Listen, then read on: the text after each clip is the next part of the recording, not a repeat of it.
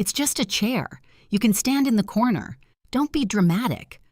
My father says he says it in front of 53 guests 6 weeks after my ankle reconstruction surgery at a party.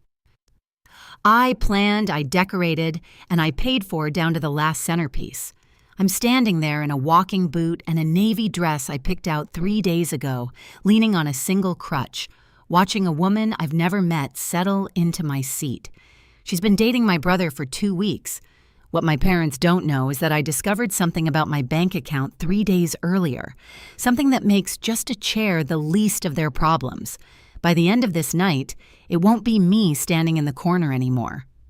Before I go on, please take a moment to like and subscribe, but only if you genuinely connect with this story. Drop your location and local time in the comments. I love knowing where you all are listening from. My name is Andine. I'm 34 and I'm an event planner in Ridgemont, Pennsylvania. Now, let me take you back 6 weeks before that party to the afternoon. Everything started to crack. The floor at the Harrove Estate venue is wet from overnight rain.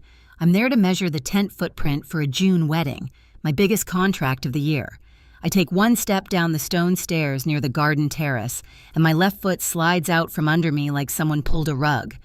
I hear the snap before I feel it. Then I feel it. Compound fracture, left ankle.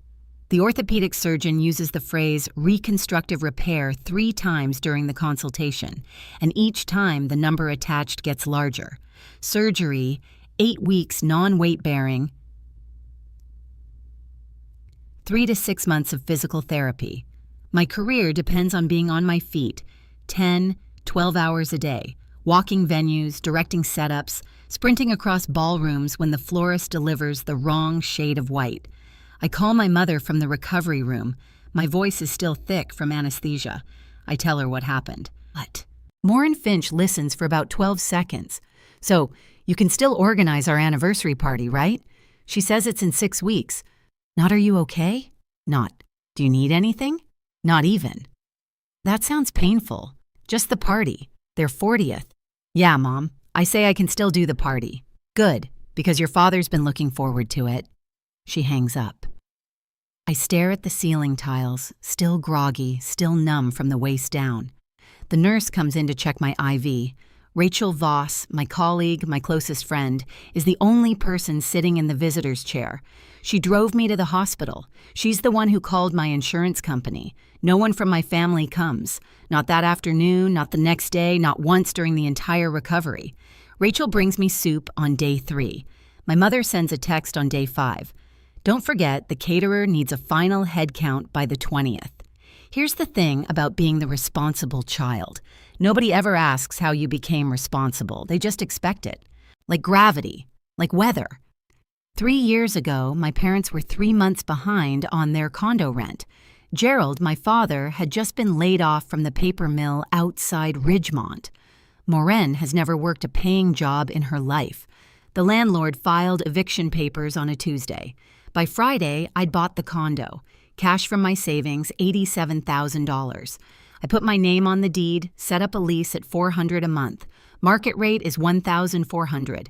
I also opened a joint savings account, mine and Gerald's name, so they could access funds in a genuine emergency.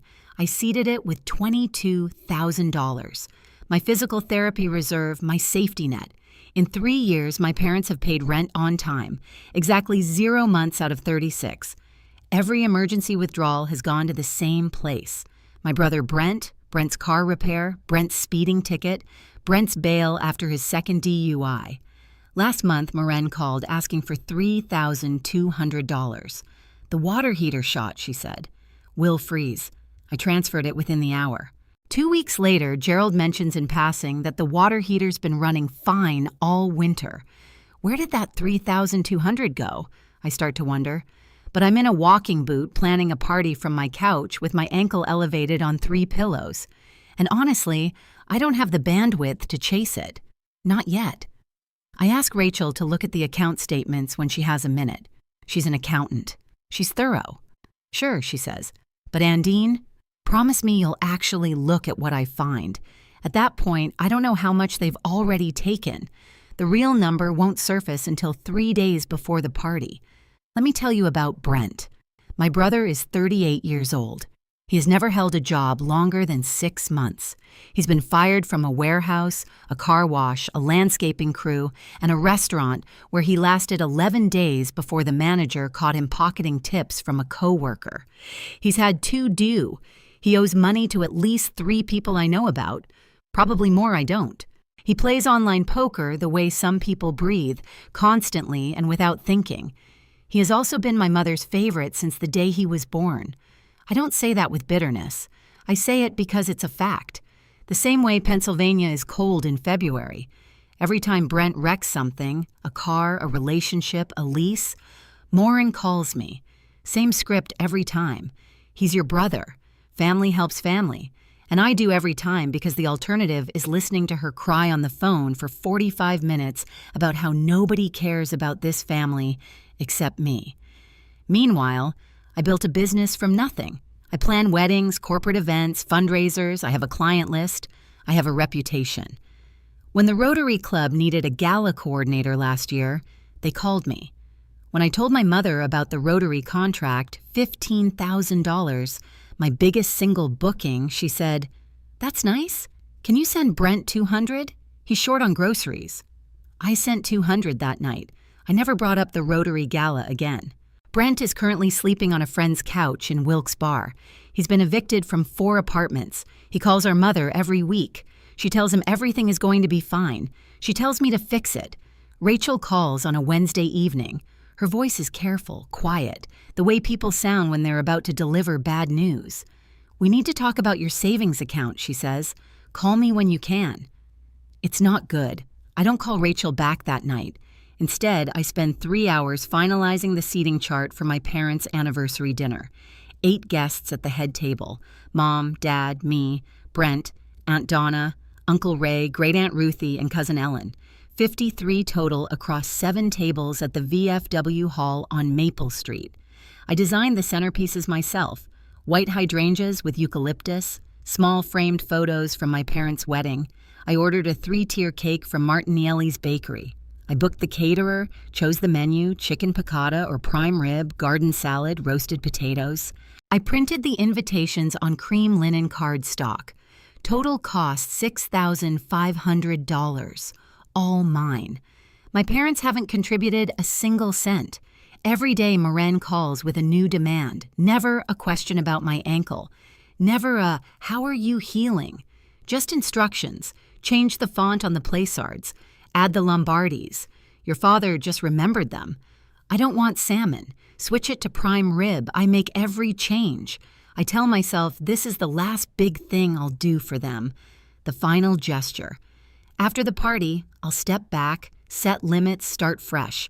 I practice walking in the boot around my apartment. Left foot, crutch, right foot.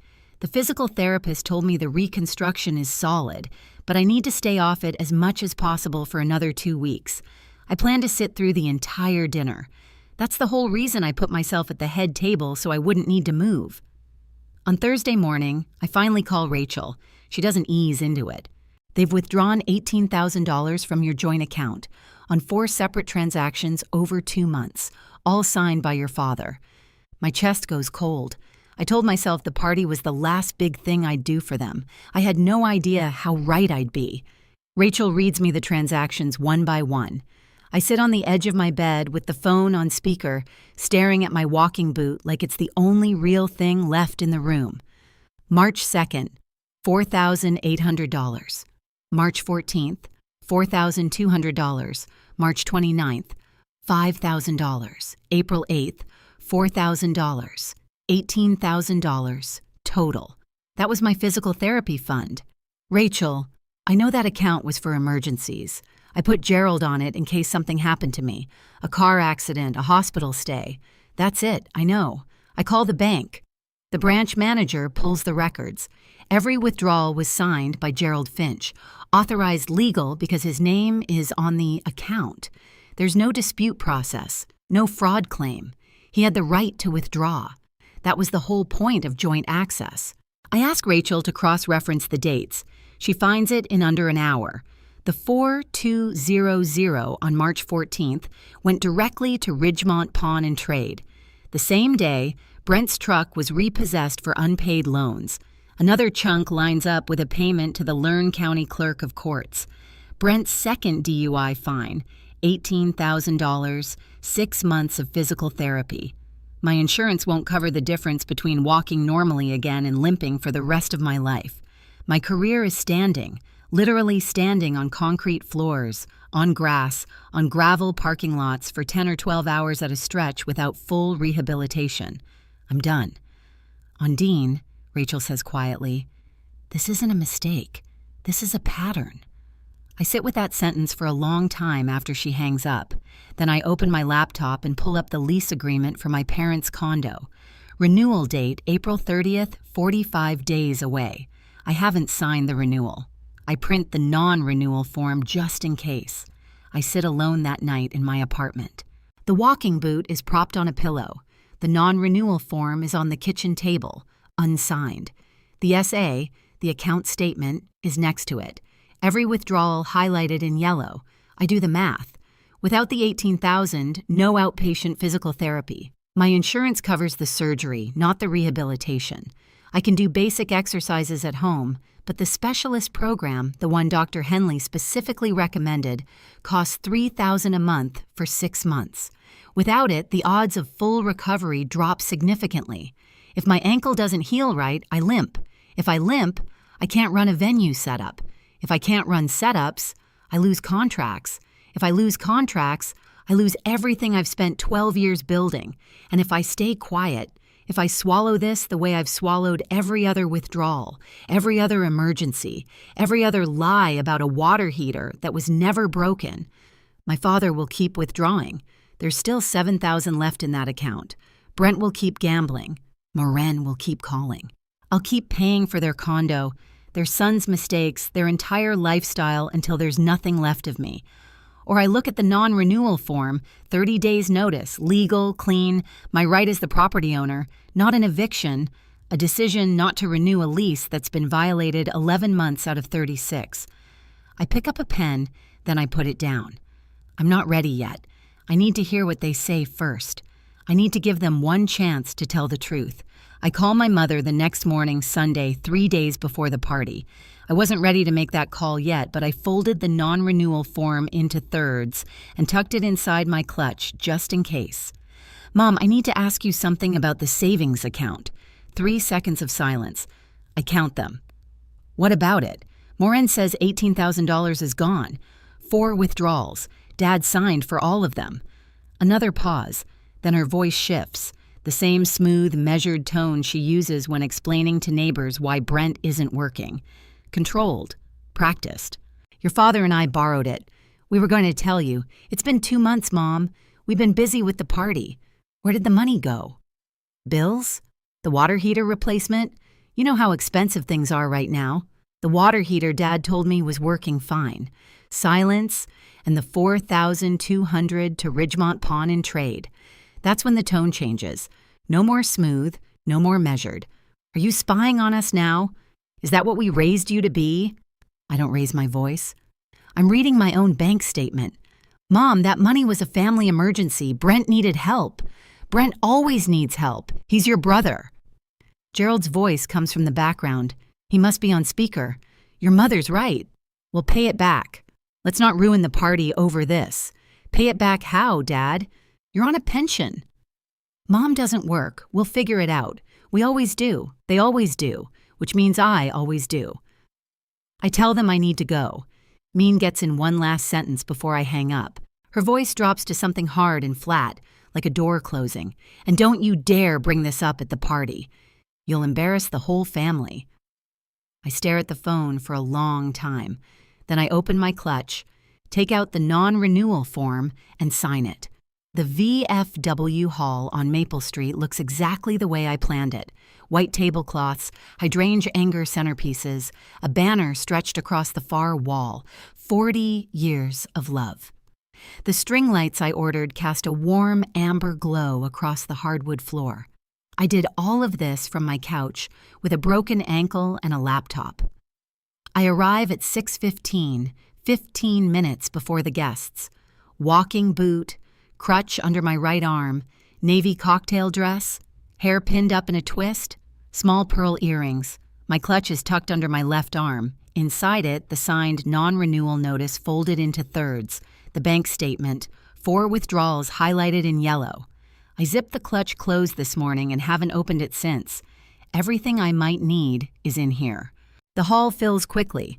Uncle Ray and Aunt Donna come in first, then the Lombardis, then Great Aunt Ruthie, 78 years old, using a cane and still sharper than anyone else in the room. Cousin Ellen, Donna's daughter, 30, wearing a green wrap dress, spots me near the entrance and rushes over. She hugs me. "You look great. Mom was worried about you." "Worried how?" Ellen hesitates, glances toward the head table where Maureen is smoothing a napkin. "Just worried." I let it go for now. I check the head table. 8 place cards exactly as I arranged them. My seat is at the far end next to Aunt Donna. Close enough to be part of the family, far enough that I won't need to get up. Moran and Gerald are already at the center, greeting people with matching smiles. They haven't looked at me once. I sit down. My ankle throbs the second I lower my weight. But I'm sitting. That's what matters, or so I think. Ellen comes back 10 minutes later. She slides into the chair next to mine, Uncle Ray's seat, but he's at the bar and leans in close. "Okay, I need to tell you something," she says, "and I don't want you to get upset. That's never a good start. Your mom told my mom you've been taking a lot of painkillers since the surgery, like a lot." I set my water glass down. "What exactly did she say?" "She said you were dependent, that you haven't been yourself. That you might," her words, "cause a scene tonight." I look across the room at Mean. She's laughing with Gerald's cousin, one hand on his arm, the picture of warmth, the perfect hostess at a party she didn't plan, didn't pay for, and didn't lift a finger to organize. Now I understand the looks. When I walked in, 2 of my father's aunts glanced at me sideways, then quickly away. I thought it was the boot.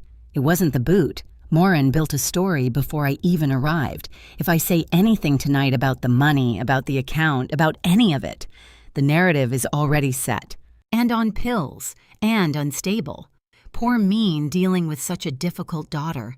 She didn't just take my money, she took my credibility before I even walked through the door. I look at Ellen. I stopped taking painkillers 2 weeks after surgery. I'm on over-the-counter ibuprofen. "That's it. I believe you," Ellen says. "I just thought you should know." "Thank you." She squeezes my hand and goes back to her seat. Aunt Donna settles in beside me, her reading glasses perched on her nose. She pats my arm without a word. I touch the clutch in my lap. The zipper is still closed, but something inside me has opened. Brent arrives 40 minutes late. He walks in wearing a wrinkled dress shirt, top button undone, no tie. Behind him is a woman I've never seen. Blonde, late 20s, floral sundress, clearly uncomfortable in a room full of strangers. She's holding his arm like she might bolt. Moran rises from the head table like she's greeting a returning soldier. "Oh, Brent, you brought someone. How wonderful." She hugs him. She hugs the woman. She beams. "Everyone, this is Tiffany, Brent's girlfriend." Tiffany gives a small wave. A few people smile politely. Great Aunt Ruthie squints at her, then at Brent, then back at Tiffany like she's working out a math problem. The problem is simple. Head table, 8 chairs, 8 people already seated. No room for a 9th. Mean does the math faster than anyone. She turns to me. That smile, the one she saves for when she's about to ask me to shrink. "Honey, can you let Tiffany sit here?" She's our guest. "Mom, I just had surgery. I can't stand for 3 hours." Her smile doesn't waver. "There are chairs by the wall. You can sit over there."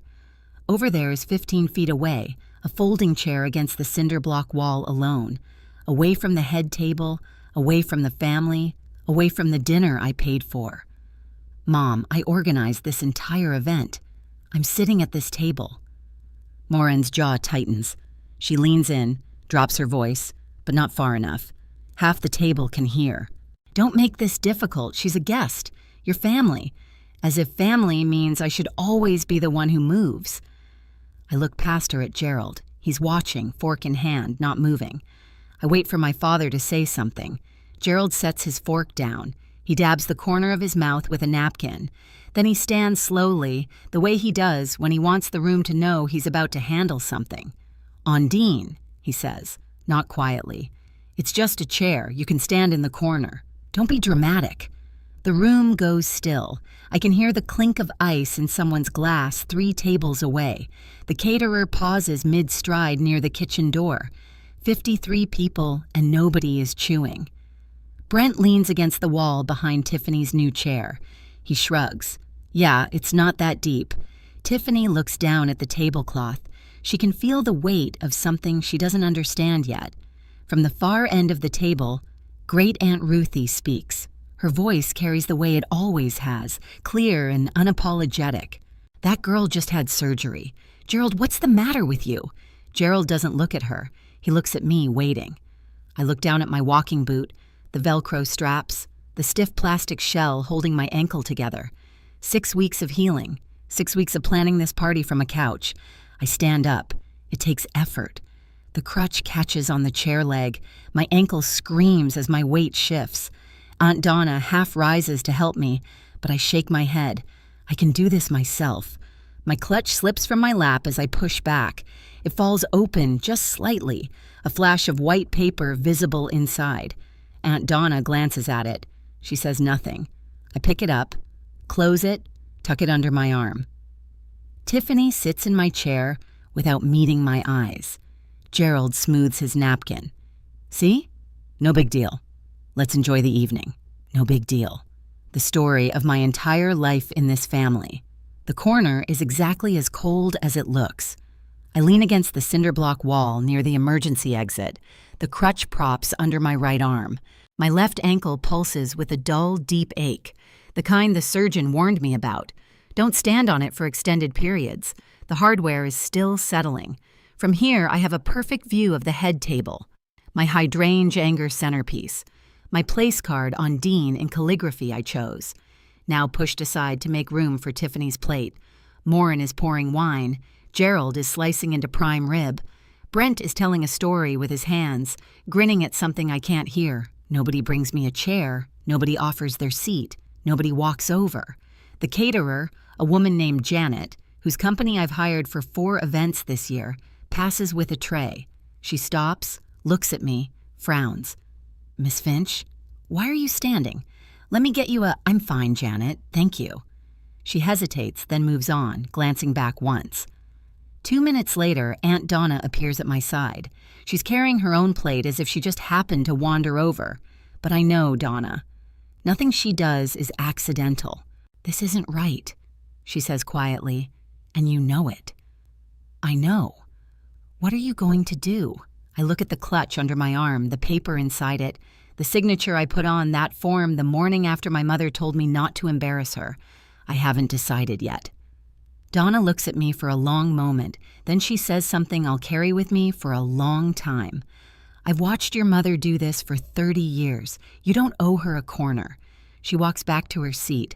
I stay standing, but not for much longer. Someone clinks a glass. The room settles. Morin stands at the head of the table, one hand pressed to her chest like she's about to deliver a eulogy. Her eyes are already glistening, a skill she's perfected over decades. "I just want to say a few words," she begins. 40 years with this man. 40 years of building a family, a home, a life. She looks at Gerald. He nods.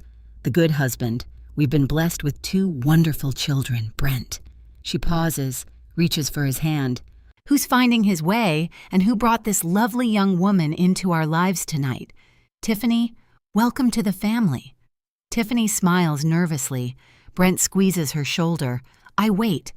And of course, our friends and family who came out tonight were so grateful. That's it. She's done.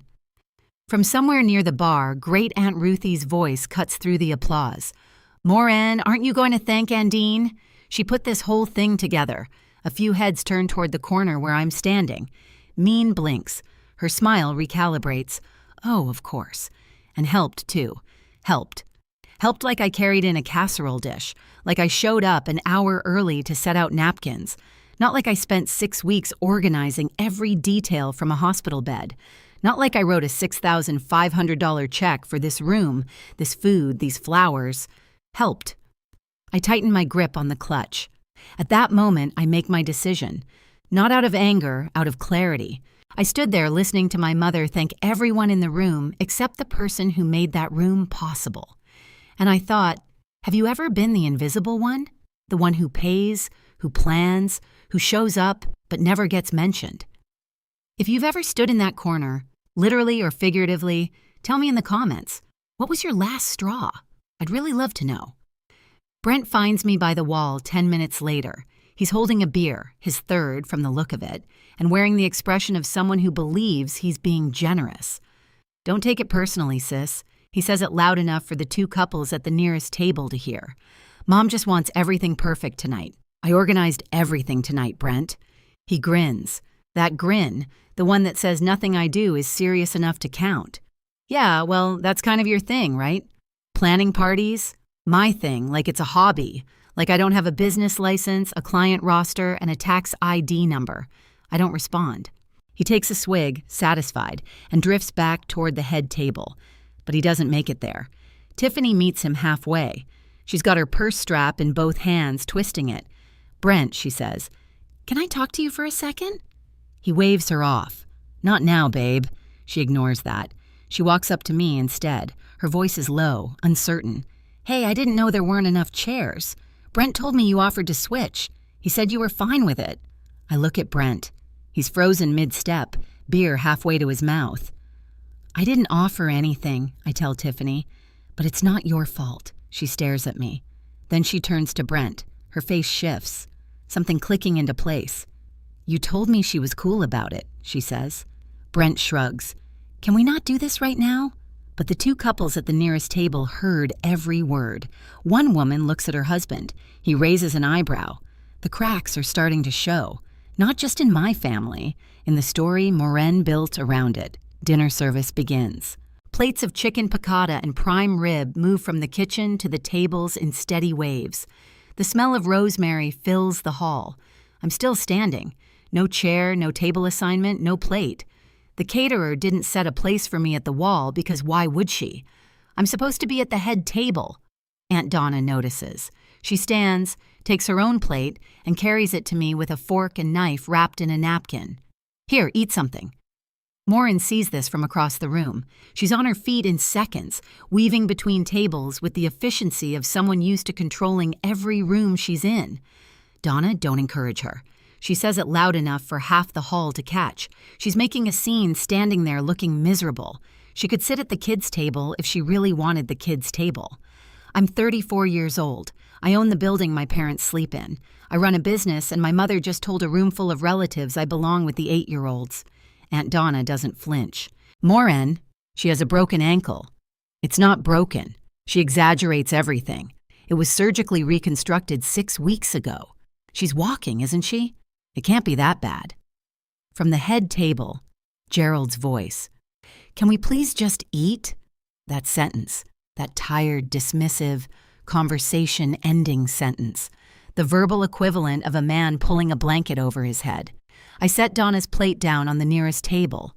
I look at the head table, at the banner, at my centerpieces, at the $6,500 worth of evening that is not and has never been about me. I open my clutch, and for the first time tonight, I reach inside. My fingers touch the edge of the paper, folded in thirds, crisp. The bank statement is beneath it, clipped to a second copy. I don't pull them out yet. I stand there, clutch open, and I look around the room one last time. The centerpieces I picked out at 6 o'clock in the morning, one-handed, scrolling through a wholesale site with my ankle throbbing. The tablecloths I chose, white, not ivory, because Moren changed her mind 3 times. The string lights I called 4 vendors to find because the first 3 were out of stock, $6,500, and she said I helped. I look at the head table. My mother's wine glass half empty, my father's clean plate, Brent's third beer, Tiffany sitting in my seat, her napkin barely touched, looking like she wants to disappear. I think about the joint account. The empty line where $18,000 used to be. I think about Dr. Henley's face when he explained the rehab program. Serious, precise. This is the difference between full recovery and permanent limitation.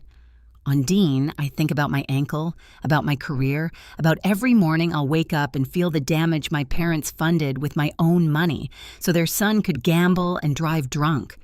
If I sit back down, wherever they put me, in whatever corner they assign, I will sign that renewal in 45 days and nothing will change. Not ever. I pull the papers from the clutch, folded, not yet open. I step toward the head table. The crutch taps the hardwood floor once, twice, 3 times. Aunt Donna watches me go. She doesn't stop me. I didn't plan a speech. I didn't rehearse. I just know that if I sit back down in their corner, I'll never stand up for myself again. The crutch makes a sound like a metronome on the old hardwood. Tap, tap, tap. A few guests near the center aisle stop eating. Forks hover. Heads turn. I pass the Lombardi's table. Mrs. Lombardi nudges her husband. He sets down his wine glass. I pass Great Aunt Ruthie. She watches me with eyes that have seen 60 years of Finch family nonsense and looks like she's been waiting for this exact walk. I stop behind Gerald's chair, close enough to see the embroidered monogram on his shirt pocket, the shirt I bought him last Christmas. Maureen looks up. Her face cycles through 3 emotions in under a second. Surprise, annoyance, fear. Onine. Her voice is a whisper that wants to be a command. Sit down. Not here. I've been standing for an hour, Mom, on a reconstructed ankle. I think I've earned the right to say something. Gerald turns in his chair. And this is not the time. When is the time, Dad? He blinks. Because I called 3 days ago and you told me to drop it. I said we'd talk after the party. No, you said, and I'll quote you, don't ruin your mother's night. The same night you're wearing a suit I bought you, eating food I paid for at a party I organized. The hall is silent now, not the comfortable silence of a pause between toasts. The heavy electric silence of 53 people who all just realize something is about to happen. I place the folded papers on the table between Gerald's water glass and Maureen's wine. The white rectangle sits there like a held breath. I'm not here to ruin your party, I say. I'm here to stop ruining myself. Nobody moves. Nobody speaks. I unfold the first page, Mom, Dad. I keep my voice level, conversational, like I'm confirming a catering order. The condo you live in, who owns it? Gerald's mouth opens, closes. What does that have to do with who owns it? Silence. Maureen's fingers tighten around her wine glass stem. From 2 seats down, Great Aunt Ruthie speaks first. I thought you two owned it. They don't. I look at Ruthie when I say it, then back to the table. I bought it 3 years ago when they were 3 months behind on rent and facing eviction. I own the property. They pay me $400 a month. Market rate is $1,400. The whispers start immediately, low, scattered, like wind through dry leaves. Uncle Ray leans forward in his chair. Cousin Ellen's eyes go wide. A woman I barely recognize at table 6 turns to her husband and mouths something. Maureen's hand lifts from the table. And Dean, you're making this sound worse than I'm stating facts, Mom. I tap the paper on the table. This is a 30-day non-renewal notice. Your lease expires April 30th. I'm choosing not to renew it. Gerald picks up the paper. His face drains. Not red, not angry, white, the color of a man who just realized the floor beneath him belongs to someone else and always has. You can't do this, Maureen says. Her voice cracks on the last word. That's our home. It's my property. You've been late on rent 11 out of 36 months. That's a lease violation. Gerald sets the paper down. His hand is shaking. I haven't raised my voice once. I don't plan to. The facts are loud enough on their own. But I'm not done. There's something else, I say, and I reach for the second document. The bank statement is a single page, 4 lines highlighted in yellow. I place it flat on the table so Gerald and Maureen can both see it, and I don't whisper. 6 weeks ago, I had ankle reconstruction surgery. The $18,000 I saved for physical therapy was in a joint account for emergencies. Dad withdrew every penny. 4 transactions, 2 months, the room holds its breath. Gerald stares at the yellow highlights. He doesn't touch the paper. We were going to pay it back. Where did it go, Dad? Nothing. I turn to Brent. He's leaned back in his chair, arms crossed, jaw tight. For the first time tonight, he's not grinning. It went to Brent's gambling debts, I say, and his DUI fines, and a pawn shop on Route 9. Brent's chair scrapes the floor as he stands. You don't know what you're talking about. $4,200 to Ridgemont Pawn and Trade. March 14th, the day your truck got repossessed. He sits back down slow like the air went out of him. The whispers in the hall are louder now. Not whispers anymore. Low voices, sharp intakes of breath, a chair creaking as someone leans forward. At table 4, a woman covers her mouth with her hand. Uncle Ray is staring at Gerald with an expression I've never seen on his face before. Tiffany looks at Brent, then at me, then back at Brent. Something in her face changes. Not anger, recognition, the slow understanding of someone who's starting to see the shape of a lie she's standing inside.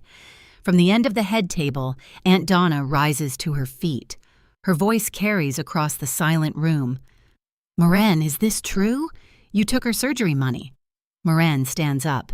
The tears come instantly, the way they always do, on cue, perfectly timed. She presses a napkin to her face and draws a shuddering breath. "This is exactly what I was afraid of," she says. Her voice trembles, and has been under a lot of stress. The painkillers after her surgery. She hasn't been herself. I let the sentence land. Let the room absorb it. Then I respond, "I'm not on painkillers, Mom. I stopped taking them 2 weeks after surgery. Ibuprofen only. Dr. Henley can confirm." Moran shakes her head, tears streaming. "You're confused, sweetheart. You don't even realize." "Wait." Cousin Ellen is standing now. Her green wrap dress catches the light as she steps out from behind her chair. "Aunt Mean, you told my mom that Andine was addicted to pills. Those were your words. You said she was out of control." A ripple moves through the hall. "Hello?" "What?" From somewhere near table 3. Great Aunt Ruthie sets down her cane with a deliberate click. "Mean pivots. I never said addicted. I said dependent. There's a difference." "No, Moran." Aunt Donna's voice is flat, steady, the voice of an older sister who has had enough. "You told me she was out of control. You said it on the phone last Tuesday. I wrote it down because I didn't believe you. Now I know why." The napkin drops from Moran's hand. Her face still wet, flushes red. Not from crying, but from the recognition that her safety net, the story she would protect herself, just unraveled in front of everyone she was trying to impress. "You're all taking her side." Her voice pitches upward after everything I've done for this family. Nobody answers. The silence says everything. Gerald stands. He raises both hands, palms out. The universal gesture of a man who thinks he can still control the room by appearing calm. "Everyone, please. This is a family matter. Let's handle it privately." "You had a chance to handle it privately, Dad." I keep my voice even. 3 days ago, you told me to drop it. I said we'd discuss it after. "No, you said don't ruin your mother's night. The same night you're wearing a suit I bought you, eating a meal I paid for in a building I decorated. I'm done being private about the people who robbed me." Great Aunt Ruthie wraps her cane on the floor once. The sound cuts through everything. "Gerald, did you take that girl's money or not?" He looks down at the table, at the bank statement, at the yellow highlights. He doesn't answer. Ruthie nods slowly. "That's all I need to hear." Brent shoves his chair back. "This is insane. She's being dramatic. She's always dramatic." And then a quiet voice from his right. "Tiffany. Brent." She's not looking at him. She's looking at the table. "You told me she offered her chair. You said she was fine with it. Tiffany, stay out of that." "Wasn't true, was it?" He doesn't answer either. The silence runs in the family. Tiffany picks up her purse from the back of the chair, my chair, and stands. She doesn't say goodbye to Brent. She doesn't say anything else at all. She just walks toward the far end of the hall and sits down next to Great Aunt Ruthie, who pats her hand once without a word. The head table now has an empty seat. The irony isn't lost on me. I point to the non-renewal notice still sitting in front of Gerald. That is a 30-day non-renewal. Your lease expires April 30th. I won't be renewing it. You have 30 days to find a new place. Mean grabs the edge of the table. You can't throw us out. We're your parents. I'm not throwing you out. I'm declining to renew a lease that's been violated. Chronically late rent, unauthorized access to my finances, and $18,000 withdrawn without my knowledge or consent. Where are we supposed to go? Gerald asks. His voice has gone small, smaller than I've ever heard it. That's not my problem anymore, Dad. I've been solving your problems for 10 years. I'm done.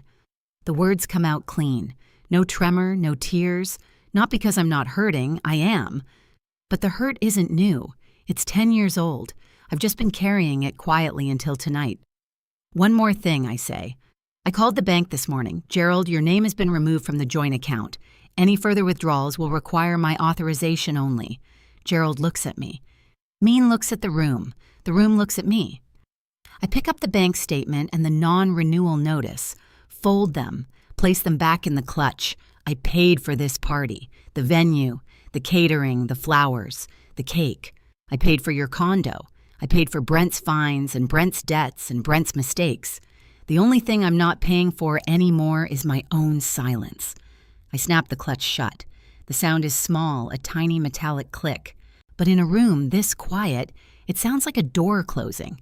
And maybe it is. Aunt Donna is the first to stand.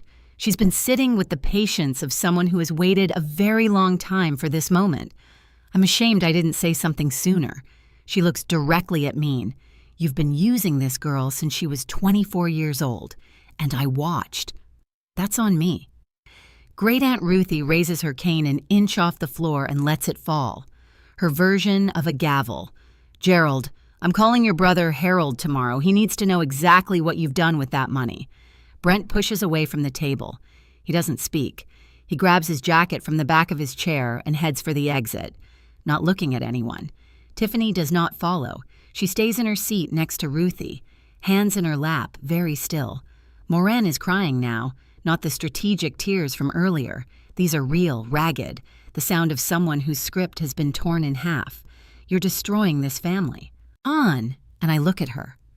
My mother, the woman who raised me, the woman who told 53 people I was a pill addict so they wouldn't believe me when I told the truth. No, Mom, I'm leaving it. There's a difference. At tables across the hall, people are standing, murmuring, reaching for coats. Uncle Ray shakes his head slowly. Two of Gerald's co-workers from the mill quietly collect their wives and move toward the door. But a few come toward me. Gerald's cousin Frank, a neighbor from Elm Street. They put a hand on my shoulder, a quick squeeze. They don't need to say the words. Gerald doesn't stand. He sits in his chair at the head of a table that no longer feels like the head of anything, staring at the folded paper in front of him. You can cry, Mom, I say, but you can't rewrite what happened. Not tonight. I collect my crutch, tuck the clutch under my arm, and I walk toward the door. The walk takes longer than it should. The boot, the crutch, the hardwood floor that I spent 2 phone calls negotiating to rent because Mean wanted a hall with real floors, not that rubber nonsense. Every step echoes. Nobody stops me. Aunt Donna catches up near the exit. She's carrying her coat and her purse like she'd already planned to leave the moment I did. You need a ride? Rachel's outside. Donna nods. Call me tomorrow. I mean it. I will. She hugs me carefully, avoiding the crutch, one hand on the back of my head, the kind of hug my mother used to give me when I was very small. Before she figured out which child was useful and which one was lovable, I pushed through the double doors into the parking lot. The air hits my face. Cold, sharp, late April Pennsylvania. The sky is clear and dark and full of stars that don't care about anniversary parties. Rachel is parked 3 spots from the entrance, engine idling, window down. She looks at me over the top of her reading glasses. How'd it go? I lower myself into the passenger seat. Every joint in my body exhales. I don't have a family dinner to go to anymore. Rachel puts the car in drive. You have a physical therapy appointment Monday. That's a start. I almost laugh. Almost. As we pull out of the lot, I look back at the VFW hall through the rear window. The banner is still visible through the glass doors. 40 years of love. The string lights still glow. The party is still technically happening, but it isn't mine anymore. And for the first time, that feels right. I drove away lighter than I'd felt in 10 years. The calls start the next morning, Morin's first. I let it ring to voicemail. She leaves a 2-minute message, half crying, half accusing. You humiliated us. You humiliated your father. I hope you're proud of yourself. Then she calls Aunt Donna, then Uncle Ray, then every cousin and second cousin she can reach. The script is familiar and overreacted and is unstable and needs help. It doesn't work. Too many people were in that room. Too many of them saw me standing on a broken ankle while a stranger sat in my chair. Too many of them heard Gerald say, "It's just a chair," and watched Morin call me a pill addict when the bank statement was on the table. You can't rewrite a story 53 people watched happen. Aunt Donna calls me at noon. Your mother called me crying. I told her the same thing I'm telling you. She brought this on herself. Cousin Ellen texts, "I'm sorry I didn't say more. I should have. Love you." Great Aunt Ruthie, who uses Facebook the way she uses a cane with precision and force, posts in the family group that evening, "What I saw last night broke my heart. Not because of what Andine did, because of what was done to her. That girl deserved better from her parents. Shame on whoever disagrees." 14 reactions within an hour, all hearts. Gerald sends me one text on Monday. "Can we talk?" I don't respond. Not yet. I'm not punishing him. I'm just not ready. There's a difference. By Tuesday, the count stands at 4 family members who've reached out to support me directly. 2 who've told me they need space. 1 who uninvited her from a May baptism. The corner is empty now, and I'm not the one standing in it. The practical math is brutal and simple. Gerald's pension from the mill pays $1,900 a month. Morin has no income. At $400 a month, my condo was a lifeline they never acknowledged. At market rate, $1,400, they can't afford it. And I'm not renewing the lease regardless. By mid-May, they find a 1-bedroom apartment in Dunor, 20 minutes farther from town. It's smaller, older, the hallway smells like carpet cleaner. Gerald carries boxes in silence. Morin, I'm told, cries through the entire move. I'm not there for it. I'm not invited, and I don't ask. Brent disappears for 2 weeks after the party. His phone goes straight to voicemail. Tiffany, I learned from Ellen, broke up with him the following morning. She said she couldn't trust a single thing he told her. Ellen reports, "Smart girl. No one in the family offers Brent money anymore. Not because they all suddenly hate him, but because now they know where the money goes. Awareness is a powerful disinfectant." 3 weeks after the party, Gerald calls. Not a text this time, a call. His voice is low, stripped of the authority he wore like that monogrammed shirt. "I made a mistake on Dean. I know, Dad, I should have told you. I should have asked. You should have. But a mistake is once. This was a system." Long pause. I hear him breathing. "What do you need from me?" he asks. $18,000. I'll accept a payment plan $300 a month from your pension. It'll take 5 years. Okay? And Dad, don't ever sign your name to my accounts again. Okay? It's not forgiveness. It's not reconciliation. It's a starting line. The first honest transaction between us in a decade. I'll take it. The physical therapy clinic on Grant Street has fluorescent lights and a faint smell of rubbing alcohol. It's not glamorous, but when doctor. Henley reviews my intake and says, "We can start the full program next week." I nearly cry in the waiting room. I pay for the first month with what's left in my personal savings, plus the first installment from Gerald, $300 deposited on time. I check twice. My ankle responds to therapy the way soil responds to rain, slowly, then all at once. By week 3, I'm bearing partial weight without the boot. By week 6, the crutch becomes a cane. By week 8, the cane stays in the car. My business doesn't skip a beat. I land a corporate retreat contract the week after the party, then a graduation dinner, then a small wedding in Scranton. Clients don't know about my family. They know me as the woman who shows up early, stays late, and makes sure every napkin is folded the right way. Aunt Donna becomes the family I chose. She drives me to therapy on Tuesdays when my schedule is tight. Cousin Ellen stops by on weekends with coffee and terrible reality television. One afternoon, I find a letter in my mailbox, handwritten Morin's looping cursive on stationery. You broke our family on I hope someday you understand what you did. I read it once, fold it, place it in the kitchen drawer with the old lease and the bank statement. I don't write back. My mom wrote that I broke the family. And honestly, part of me wondered, did I just stop holding together something that was already broken? I think a lot of us carry that weight. The fear that setting a boundary means being the villain. Have you ever been told you were too much for simply protecting yourself? I'd really love to hear your story. Share it in the comments. I want to be honest about something. For 10 years, I told myself that giving was the same as loving. That if I just paid enough, helped enough, showed up enough, eventually they'd see me. Not as the planner, not as the fixer, not as the ATM, just as Andine. It never happened. And the reason is simple. I wasn't buying love. I was buying permission to exist in my own family. And that's a price no one should ever have to pay. I don't tell you this to lecture.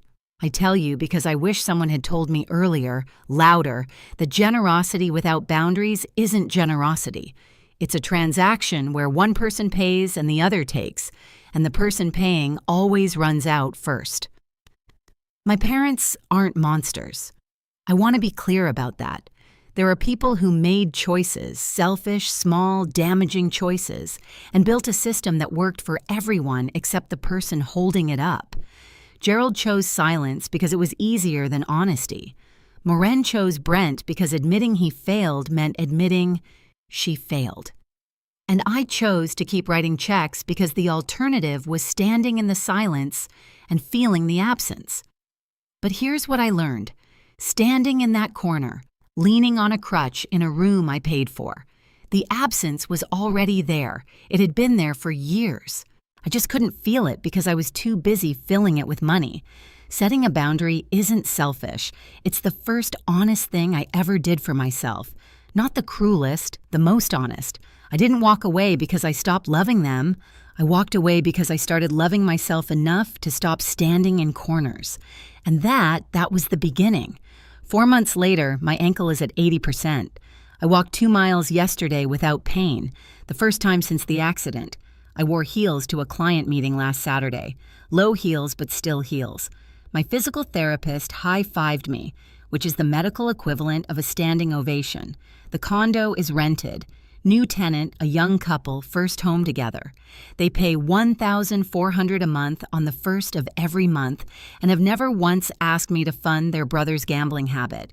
Gerald has made 3 payments on time, each one deposited quietly without commentary.